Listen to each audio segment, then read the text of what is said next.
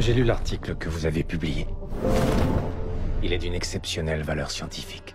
Cette semaine, Radioactive de Marjane Satrapi avec Rosamond Pike et Sam Riley. C'est l'histoire de Marie Sklodowska, plus connue sous le nom de Marie Curie. Elle s'impose dans une société scientifique dominée par la gente masculine à la fin du 19e siècle. Cette jeune fille brillante a du mal à trouver les moyens matériels nécessaires à ses recherches. La providence, le hasard, le destin et Cupidon jettent les dés en sa faveur. Elle ignore qu'en croisant la route d'un jeune physicien brillant, elle s'apprête à briser le carcan d'un monde coincé dans des idées archaïques et misogynes. C'est en combinant leurs travaux qu'ils découvrent la radioactivité. Elle bouleverse l'univers des scientifiques et ouvre la voie à de nombreuses promesses. Ils ignorent encore tout de la part sombre de leur immense pas en avant. Elle meurt en 1934, échappant à la vision de la part diabolique de la radioactivité avec Hiroshima. Marjane Satrapi réussit l'un des plus beaux portraits sur le couple Curie. Précis dans ses faits historiques, parsemé d'anecdotes et d'onirisme, chers à la réalisatrice. On apprécie les parallèles avec les effets de la radioactivité sur notre univers présent dans le roman graphique qu'elle adapte.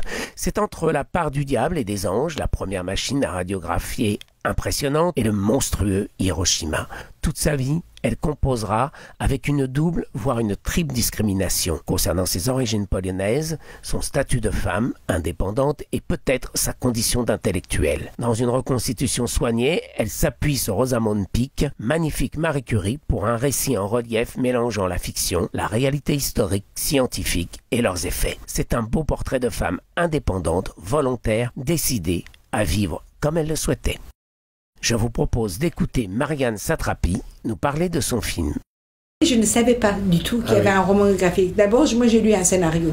Ce n'est que 2 ou 3 mois plus tard que j'ai su qu'il y avait un livre et que, en plus de surcroît, ce livre c'était un roman graphique. Je n'en avais aucune idée. Et en fait, j'ai retrouvé dans le scénario ce qu'il y avait super dans le roman graphique, c'est-à-dire de mêler l'histoire de la vie de Pierre et Marie Curie et de l'entremêler avec les résultats que ça a eu, les conséquences que ça a eu sur le monde. Tu as changé le monde. Pendant les 2 années que nous allons passer ensemble, vos futurs professeurs et moi-même allons avoir la délicate mission de faire de vous la perle des ménagères.